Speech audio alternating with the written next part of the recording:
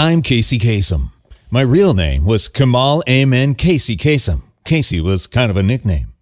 I was an American disc jockey, a music historian, a radio celebrity, a voice actor, and also an actor. Known for being the host of several music radio countdown programs, most notably the American Top 40, from 1970 until my retirement in 2009. And I also provided the voice of Shaggy in the Scooby-Doo franchise from 1969 to 1997, and again from 2002 until 2009. I co-founded the American Top 40 franchise in 1970, hosting it from its inception till 1988, and again from 1998 to 2004. Between January of 1989 and early 1998, I was the host of Casey's Top 40, Casey's Hot 20, and Casey's Countdown. From 1998 to 2009, I also hosted two adult contemporary spin-offs of the American Top 40, the American Top 20 and the American Top 10. In addition to my radio shows, I provided the voice of many commercials, performed many voices for Sesame Street, provided the character voice of Peter Cottontail in the Rankin Bass production of Here Comes Peter Cottontail. I was the voice of NBC, and I helped out with the annual Jerry Lewis Telethon. I provided the cartoon voices of Robin in Super Friends, Mark on the Battle of the Planets, and a number of characters for the Transformers series of the 1980s. In 2008, I was the voice of Out of Sight Retro Night, which aired on WGN America, but was replaced by Rick Dees, one of my rivals. After 40 years, I retired from my role of voicing Shaggy in 2009. Although I did Shaggy's father in the 2010 TV series, Scooby-Doo Mystery Incorporated. I was born in Detroit, Michigan on April 27, 1932, to Lebanese immigrant parents who had settled in Michigan, where they worked as grocers. I was named after a Turkish leader, Mustafa Kemal Atatürk, a man my father greatly respected. I received my first experience in radio covering sports in Northwestern High School in Detroit. I then went to Wayne State University for college. While at Wayne State, I voiced children on radio programs such as The Lone Ranger and Challenge of the Yukon. In 1952, I was drafted into the United States Army and sent to Korea.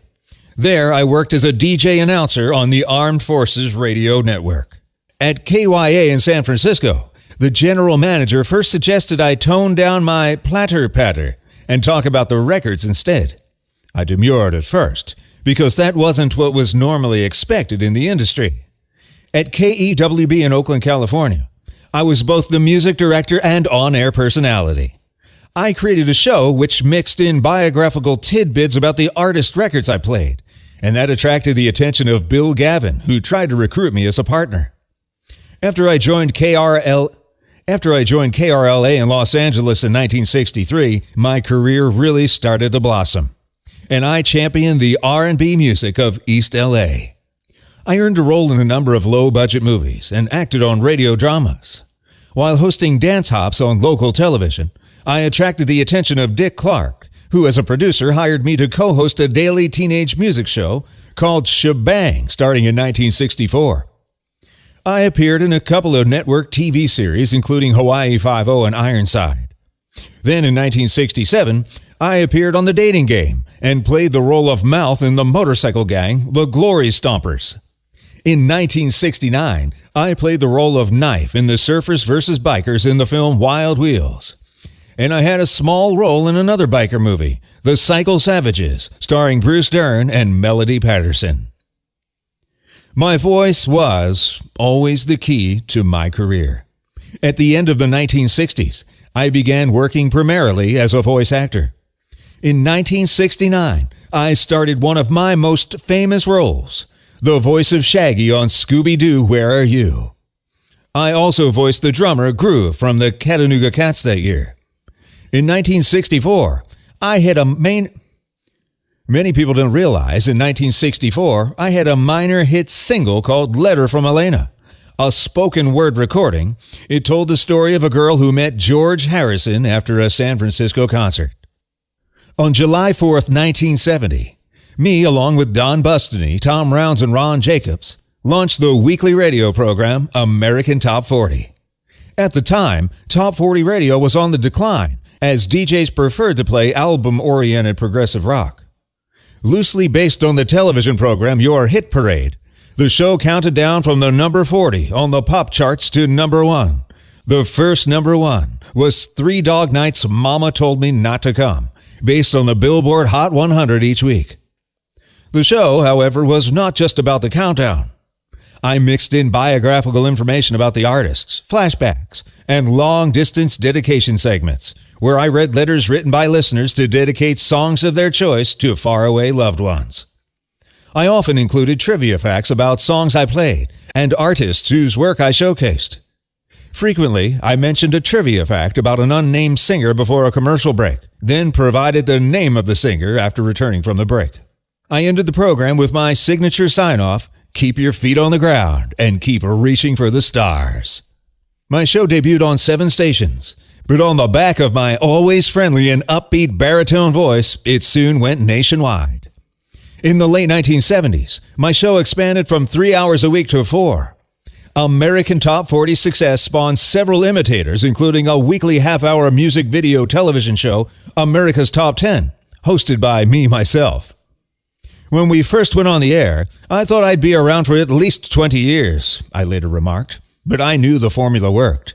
I knew people tuned in to find out what the number 1 record was. Due to my great knowledge of music, I became known as not just a disc jockey, but also a music historian. It may be a secret, but now it's out that I was a devout vegan. I supported animal rights and environmental causes, and I was a critic of factory farming. I quit the Scooby-Doo show in 1995 when I was asked to voice Shaggy in a Burger King commercial. But I returned in 2002 after negotiating to have Shaggy become a vegetarian. I was active in politics for years, supporting Lebanese-American and Arab-American causes, an interest which was triggered by the 1982 Israeli invasion of Lebanon. I wrote a brochure published by the Arab American Institute entitled Arab Americans Making a Difference. I turned down a position in Season 3 of The Transformers because of the show's plot portraying evil Arabs. I also called for a fairer depiction of heroes and villains, on behalf of all cultures, in Disney's 1994 sequel to Aladdin called The Return of Jafar. In 1996, I was honored as Man of the Year by the American Druze Society. I campaigned against the Gulf War, advocating non-military means of pressuring Saddam Hussein into withdrawing from Kuwait, and I've always been an advocate of Palestinian independence. As a political liberal, I narrated a campaign ad for George McGovern's 1972 presidential campaign, hosted fundraisers for Jesse Jackson's presidential campaigns in 1984 and 1988. I also supported a number of other progressive causes, including affordable housing and the rights of the homeless. I was married to Linda Myers from 1972 until 1979, and we had 3 children, Mike, Julie, and Carrie Kasem. I was married to actress Jean Thompson from 1980. We had 1 child, Liberty Jean Kasem.